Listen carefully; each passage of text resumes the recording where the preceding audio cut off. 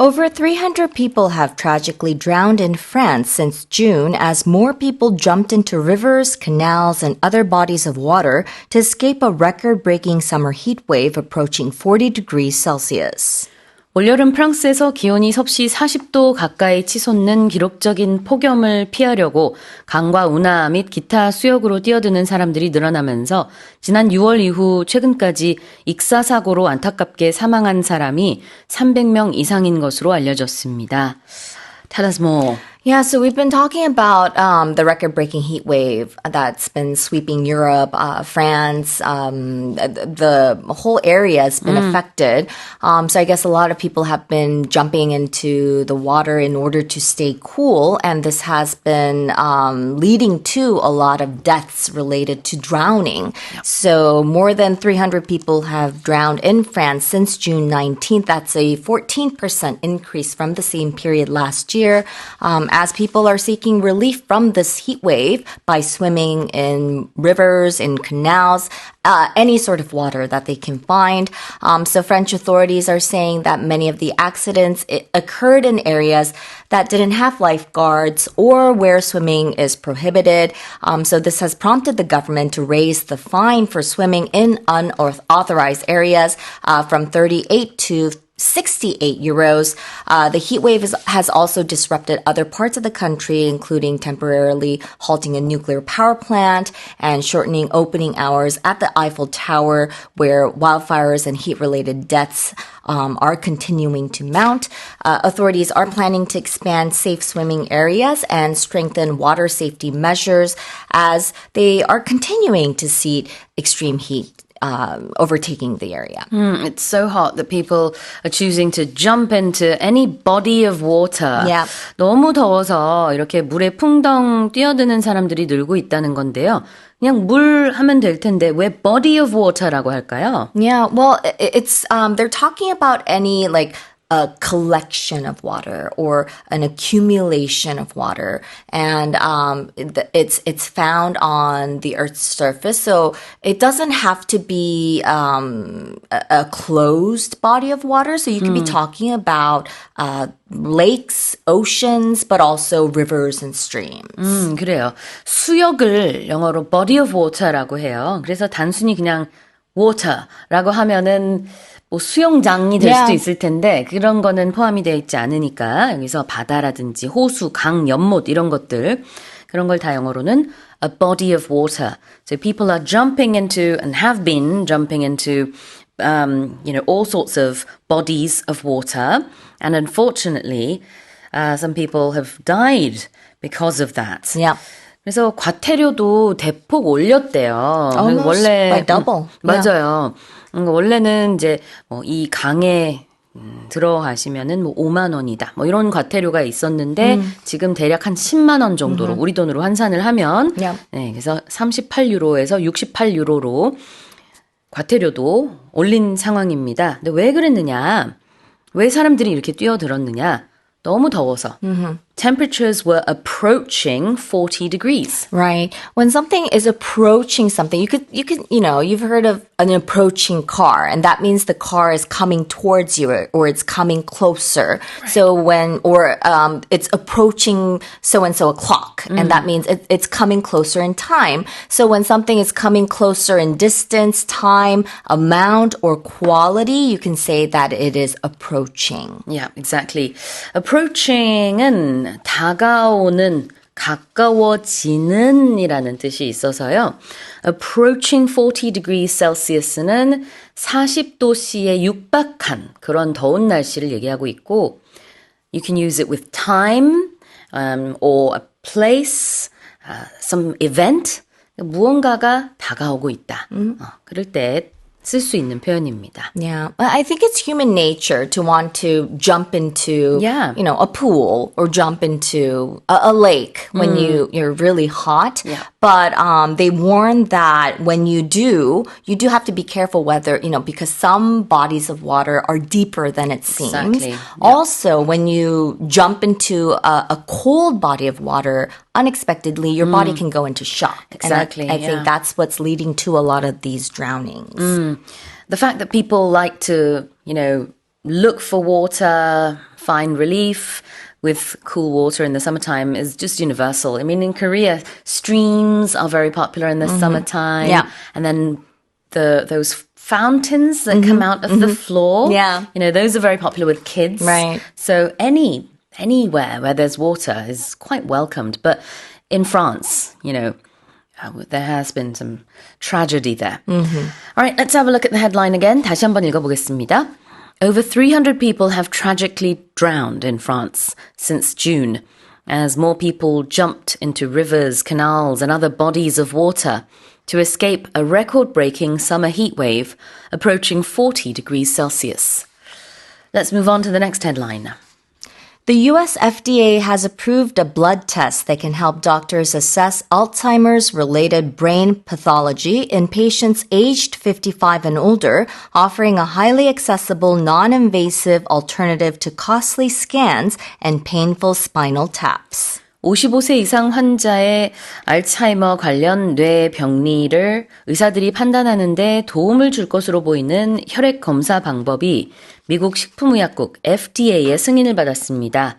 이 검사는 그간 사용된 비용이 많이 드는 영상 촬영과 환자의 고통이 수반되는 뇌 척수액 채취 방법에 비해 접근성 높은 비침습적인 대안이 될 전망입니다. 네, 비침습적인 발음이 쉽지가 않네요. Yeah. We'll talk about this in just a short while, but first of all, tell us about this approval. Yeah, so they say it's the first and only FDA-approved blood test, and it's a single biomarker blood test to confirm or rule out amyloid pathology in the brain. It's the fourth Alzheimer's blood test approved by the FDA since last May, demonstrating a rapidly evolving yet highly regulated market for diagnostic technology.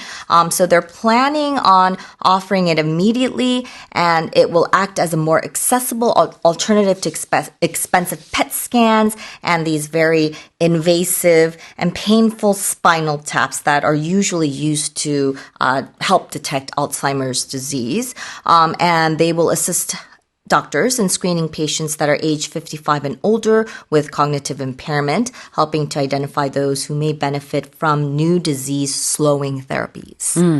그러니까 쉽게 말하면 피 한 방울로 알츠하이머를 조기 진단할 수 있는 거니까요. 기존에 있던 방법들에 비하면은 훨씬 고통이 덜하고 Yes. 시간도 그렇게 많이 걸리지 않을 것으로 우리가 예상할 수 있겠죠. 그래서 영어로 말하는 invasive 그리고 non-invasive treatment라는 게 뭐냐면은요. 일단 invasive를 먼저 볼게요. 몸을 절개하거나 주사를 놓거나 하는 이제 몸을 직접 건드리는 치료 이런 것들을 침습적인 치료, invasive treatment라고 합니다. 근데 비침습적인 치료, non-invasive treatment라고 하면은 피부를 절개하지 않고 몸 안에 기구를 삽입하지 않고 하는 그런 치료법이 되겠습니다. Yeah. Okay, so this is basically just a prick, I guess, Yeah, right? yeah. So non-invasive is usually used, when we're talking about, like laser treatments. Okay. Something that doesn't puncture your skin. Yeah. 맞아요. 그게 제일 먼저 떠오르긴 해요. puncture라는 뭐 단어라든지 뭐 incision 이런 단어들. 그래서 nothing that cuts into your body or your skin. Or something that's not painful. Exactly. 네, 맞죠. 자, 그러면 표현을 좀 볼 텐데 to assess Alzheimer's related brain pathology. 여기서 assess 보겠습니다. Yeah, assess. It's spelled ASSESS, and it means to evaluate, to judge, or to estimate the quality, value, or importance of something.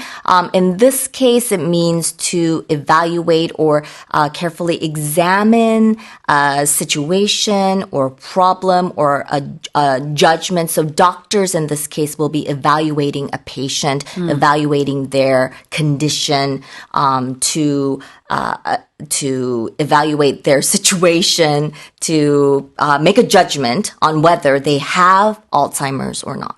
네. assess라는 건 평가하다라는 의미가 있죠. 근데 여기서는 진단하다라고 보면 되겠네요. 무엇을 진단하는 거냐면 알츠하이머와 관련된 뇌의 병리를 이제 어느 정도 진단할 수 있게 될 것이다. 이런 뜻이고요. 그 병리에 해당되는 단어는 pathology입니다. 자, 그 다음에 이제 가장 큰 장점이 이게 굉장히 접근성이 좋다라는 Yes, 거예요. 이게 right. 뭐 물리적인 접근성이 아니라 누구나 쉽게 할 수 있다라는 의미의 접근성이겠죠. 영어로는 뭐라고 하나요? Well, it's highly accessible. So when something is accessible, it means that it's extremely easy to reach, to enter, to use, to obtain, or understand. In the medical sense, we say Korea's medical system is highly accessible because it's kind of removed the common barriers like high costs, the long wait times, maybe, or common physical environments. Exactly. 누구나 쉽게 접근할 수 있는 이게 highly accessible이라는 거고요. 거기에는 물리적인 접근도 포함이 되고 그다음에 누구나 이용할 수 있다라는 그런 접근성도 포함이 됩니다. 다만 이제 검사 가격은 아직 공개되지가 않았지만 그래도 굉장히 많은 곳에서 원하면은 이제 검사를 받을 수 있을 것으로 이렇게 예상이 되니까요. 미국에서 검사를 앞으로는 보다 편리하게 할 수 있을 것 같네요. 고통도 좀 덜하고. 자, 그러면 다시 한번 제가 읽어보겠습니다. The US FDA has approved a blood test that can help doctors assess Alzheimer's related brain pathology in patients aged 55 or older, offering a highly accessible, non-invasive alternative to costly scans and painful spinal taps. Okay, let's move on to the next, to the final headline. An unmanned 24-hour robot cafe in China has officially secured a Guinness World Record by preparing and serving 202 cups of coffee within a single hour at its Beijing launch. 중국 베이징의 한 24시간 무인 로봇 카페가 개장 당일에 단 1시간 만에 커피 202잔을 만들어 제공하면서 이 부문 기네스 세계 기록을 공식 달성했습니다. Wow. Wow. That was a busy robot. A busy robot, and I'm wondering where will our workers go? Yeah, baristas. So, and I'm kind of also wondering what the coffee will taste like. But yes, it's a fully automated 24-hour robot cafe in Beijing, and it has set a Guinness World Record by serving 202 cups of coffee in just 1 hour. So each cup took less than 20 seconds to make. So this unmanned cafe, it uses robots for everything from grinding beans and brewing drinks to delivering orders to pickup lockers, while customers can customize the sweetness and coffee strength. The company says the system will help address high staff turnover, inconsistent drink quality, and the growing demand for round-the-clock service, while also reducing labor costs. And they're planning on expanding their stores, and they've announced a 10 billion yuan investment to open 10,000 stores within 3 years as China is seeing a booming coffee market. What I love about this coffee making robot is that it's dressed in Like a a barista? jacket and it has necklaces like jewelry and a baseball cap. So it's kind of chic and hip looking. But I wonder, why do you need to have a robot barista dressed up as it just something? looks cool. Because everything's about, the 감성. I don't feel know like what that is in there's English. two different, I guess there are two different customers when you go to coffee shops. There's one that's looking for quick service. I just need my coffee, my morning caffeine. And then there are others where they're looking for that, the morning kind of atmosphere. You want to sit down and have a coffee, maybe someone to chat with. So if you're looking for that, you don't want to go there. Yeah, exactly. 저도 예전에 보면은 가끔 마트에 이런 이제 로봇 커피 제조기? 로봇이 커피 만들어주는 그런 기기들이 있어서 참 좋아했는데 어느 순간 보니까 또 사라졌더라고요. Yeah. 그래서 더 많이 생겼으면 좋겠다 하는 생각을 그냥 가지고 있었는데 중국에는 아예 이런 커피숍이 있는 모양입니다.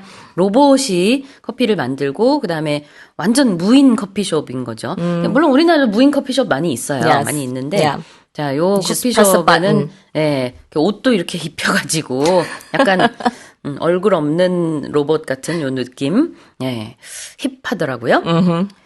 자, 근데 무인 가게다. Yes. 영어로 unmanned. Right. So it's unmanned. It's UNMANNED. There are two N's. So that means it's operated or it exists without any human crew. There's no human pilot. So it could be an unmanned aircraft. So no pilots or human staff that's physically present. And sometimes you might hear the term uncrewed or unpiloted that's used instead. That's a little more gender neutral. 예, uncrewed라는 게 특히 이제 우주 비행선이라든가 이런 어떤 spaceship or just ship와 관련된 표현일 때는 많이 보죠. Yeah. 왜냐하면 crew라는 것 자체가 선언 Yes. 의미가 있을 수 있어서 uncrewed mission from NASA, for example, 뭐 이렇게 쓰는 것도 볼 수 있는데 이 카페 같은 경우에는 uncrewed 그러면 약간 어색해서 아마 we 그냥 don't unmanned로 call them crew. 그렇죠. 만약에 이 커피숍에 맞는 단어로 쓴다면은 Maybe unstaffed. unstaffed. Yeah. 그렇게 표현할 수도 있을 것 같고요. 아니면 그냥 아예 automated. Yeah. 이렇게 자동화된 이런 표현을 쓸 수도 있을 텐데 자, unmanned가 여기서 쓰였습니다. 이게 좀 전통적인 표현이긴 해요. Yeah. 요즘에 PC의 Yeah. 입장에서 보면은 man이라는 단어를 쓰는 걸 좀 지양하는 경향이 있긴 하지만 뭐 이 단어는 정말 수백 년 동안 사용된 it's all right. 네, 그런 표현이기 때문에 다 이해를 하죠. 자, 무인, unmanned. 그다음에 launching something. Yes. The launch or a launch, it's the act of starting something new. So it could be the start or release of a new product. It could also be the launch of a rocket or a ship, or it could be the launch of a new program. 그러니까 여기서 말하는 이 커피숍의 론치라는 것은 개장한 걸 말합니다. 그래서 오픈한 지 1시간 만에 Yeah. 이렇게 202잔의 커피를 부지런히도 만들어낸 로봇이에요. 20 seconds per cup. 맞아요. 자, 그래서 론치가 이렇게 어떤 가게가 오픈했다라는 의미로도 쓰인다는 So 거. you could have like a launching ceremony or a celebration. Yeah. So it could be a party or an event that's held to introduce something new, like a book launch Yeah. or a company launch as well. Exactly. Well, since you mentioned that, a soft launch Yes. is not an official opening, but it's kind of like the test opening before it opens to everybody else. So they have a select group of people come in and see if they like the food, for example, and then based on that, they might change their direction a little bit. 자, 다시 한번 읽어보겠습니다. An unmanned 24-hour robot cafe in China has officially secured a Guinness World Record by preparing and serving 202 cups of coffee within a single hour at its Beijing launch. Well, that's it for today's headlines.